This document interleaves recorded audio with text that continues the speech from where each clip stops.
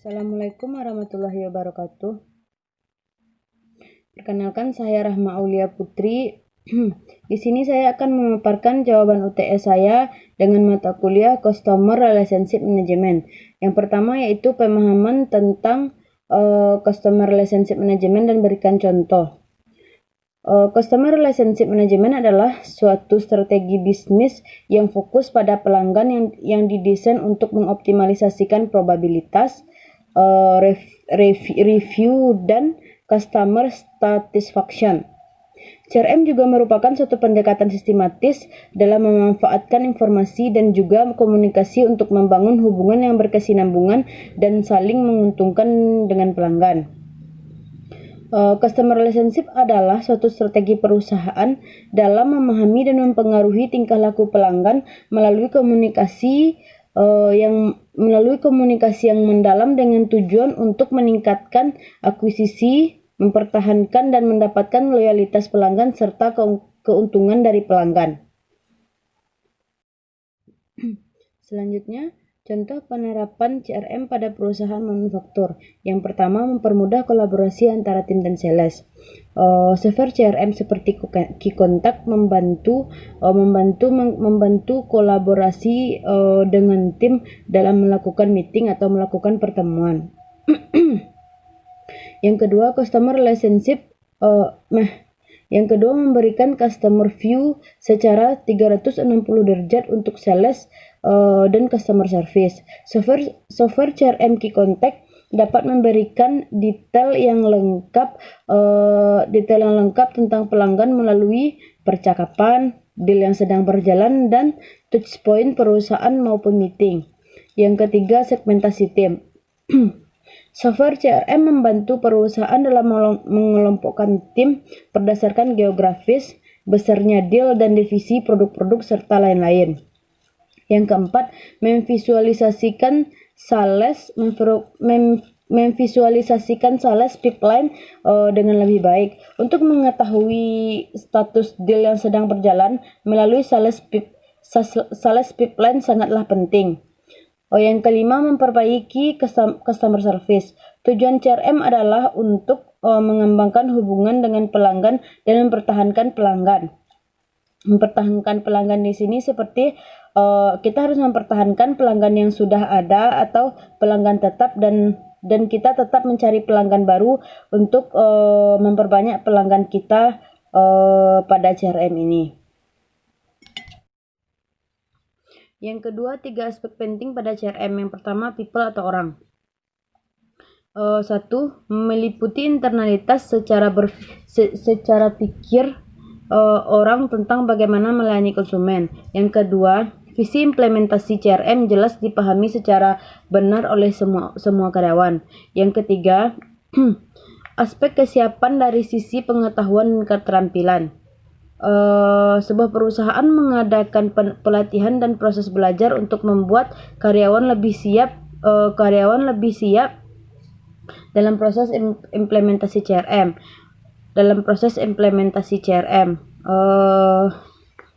Selanjutnya, teknik atau teknologi. Yang pertama, perusahaan perlu membuat cetak biru tentang teknologi CRM seperti apa yang akan digunakan atau bagaimana proses implementasinya, serta training dan juga penerapannya yang berhubungan dengan sistem yang sudah ada sekarang. Contohnya, 1. Pada aspek implementasi perlu dilakukan proyek percontohan implementasi yang dievaluasi secara intensif dan penyaluran untuk menjaga proses implementasi agar dapat berjalan dengan sukses. Yang kedua, implementasi CRM ke depannya akan semakin banyak dilakukan terutama disebabkan oleh persaingan antara perusahaan yang semakin ketat dan juga ditentukan oleh konsumen yang semakin tinggi. Yang ketiga, implementasi CRM pada akhirnya tidak hanya menyangkut teknologi, tetapi lebih pada strategi perusahaan pada strategi perusahaan secara keseluruhan. Yang keempat, strategi ini menyangkut persiapan karyawan karyawan perusahaan dengan persiapan prosedur yang benar dalam proses pelayanan untuk kepuasan pelanggan yang lebih tinggi. Selanjutnya, proses atau prosedur. Perusahaan mendefinisikan secara jelas target marketing yang akan dibidik dan prosedur perusahaan secara lebih rinci dalam meyakini konsumen. Yang kedua, konsumen langsung customer service langsung berinteraksi dengan konsumen. Yang ketiga, membangun strategi CRM agar CRM tepat sasaran. Yang pertama, merampingkan dan mengukur proses penjualan software CRM dapat digunakan bisnis untuk mengelola sales pipeline, calon pelanggan, dan close deal. Yang kedua, memberikan customer service yang lebih baik. Banyak perusahaan menggunakan CRM untuk membantu tim customer service dalam memberikan informasi bisnis secara real time atau tepat waktu atau waktu yang nyata. Yang ketiga, meningkatkan CRM dan loyalitas meningkatkan loyalitas brand. Yang keempat, mengambil keputusan berdasarkan data atau fakta. Selanjutnya, 7 langkah untuk strategi CRM agar CRM tepat sasaran. Yang pertama, tentukan tujuan bisnis. Keberhasilan strategi CRM diawali dengan tujuan dan sasaran yang jelas dan spesifik atau spesifikasi atau terkhusus. Yang kedua, temukan dan rekam baseline bisnis Anda. Untuk mengukur keberhasilan CRM, Anda harus menentukan baseline sebagai dasar untuk dikembangkan lacak dan rekam keseluruhan data pelanggan yang berhubungan dengan tujuan bisnis. Yang ketiga, menentukan atau tentukan segmentasi pelanggan. Segmentasi pelanggan membantu bisnis dalam menargetkan pelanggan secara luas, lebih fokus dan spesifikasi atau terkhusus. Yang keempat, dokumentasi seluruh interaksi pelanggan. Kita juga perlu melihat seluruh proses sales yang terjadi pada setiap pelanggan. Dalam sales funnel, hal ini dapat dilakukan melalui aplikasi tracking atau aplikasi mapping sales. Penting bagi sebuah bisnis untuk melakukan dan melihat seluruh interaksi pelanggan, mulai dari chat yang masuk, preferensi dan produk yang akan dan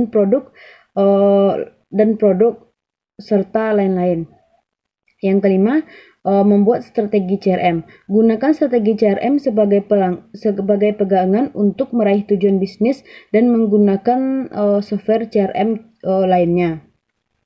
Selanjutnya yang keenam yaitu menentukan software CRM terbaik.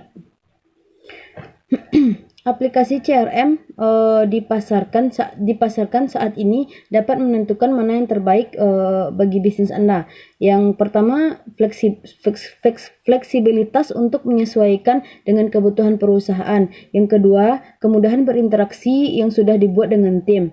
Yang ketujuh, agar CRM tepat sasaran yaitu bagikan strategi CRM yang sudah dibuat dengan tim. Pengolahan data dengan aplikasi CRM membantu meningkatkan kolaborasi data, kolaborasi antar departemen dan tim sales dan meningkatkan kolaborasi antar departemen, tim sales, customer service sehingga marketing akan bekerja sebagai satu kesatuan tim. Selanjutnya, seberapa penting peran database dalam CRM? Database Customer Relationship Management adalah kumpulan informasi yang berkaitan dengan pelanggan yang berfokus pada sejarah penjualan, penjualan terkini, penjualan masa depan, Database ini dikelola oleh sejumlah fungsi yang berbeda seperti manajemen penjualan, manajer saluran, dan manajer produk serta lain-lain. Peran database pada CRM adalah database memberikan wawasan perusahaan tentang perilaku pelanggan. Yang kedua, Database CRM adalah dasar kerja strategi perangkat CRM. Yang ketiga, untuk bisnis apapun yang menggunakan CRM database yang terkait dengan pelanggan sangatlah penting untuk mengetahui strategi dan taktik berbasis pelanggan. Yang keempat, database di dalam CRM dibuat untuk mendukung semua bentuk CRM, strategi, optimalitas, analitik, dan kolaborasi. Yang kelima, CRM yang diimplementasikan pada Gojek secara online. CRM berkaitan dengan kegiatan penjualan terpadu, marketing, dan strategi pelayanan pada konsumen. Melalui CRM, Gojek menggunakan aplikasi dan website pelanggan yang ada saat ini untuk meningkatkan pendapatan perusahaan melalui pelayanan jasa layanan, sekaligus memperkenalkan tata cara transaksi yang telah dibuat perusahaan. CRM Gojek dilakukan untuk membina dan menjaga hubungan baik antara pelanggan dengan pihak manajemen. Pemahaman yang mendalam terhadap pelanggan akan mampu menghasilkan respon yang cepat terhadap perubahan preferensi konsumen sehingga akan mampu meningkatkan pendapatan perusahaan. Selain bersifat apresiasi, juga bersifat marketing dan pengelolaan loyalitas pelanggan. Kegiatan yang berhubungan dengan CRM pada perusahaan ini adalah dengan menggunakan sistem informasi website yang bisa diakses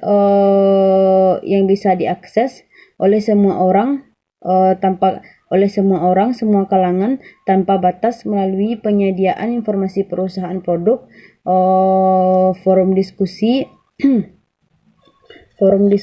antara pelanggan yang baik,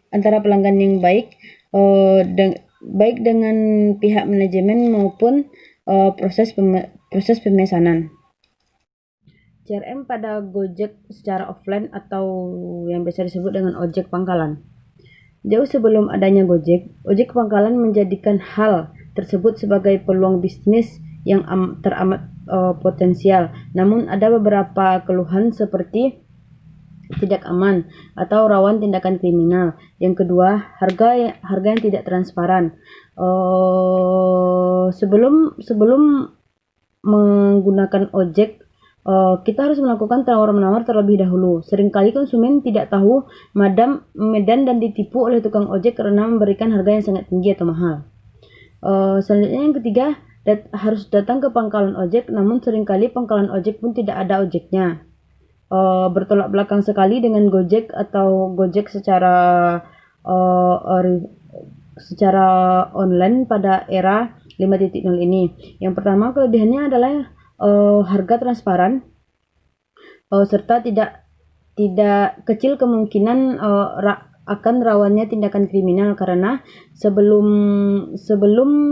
tukang ojek harus melakukan registrasi dan menyerahkan data-data pribadi mengenai dirinya. Yang ketiga, dapat dipesan dimanapun kita berada. Baik, terima kasih. Mungkin hanya ini pemaparan jawaban UTS saya. Kalau ada kesalahan, saya mohon maaf. Assalamualaikum warahmatullahi wabarakatuh.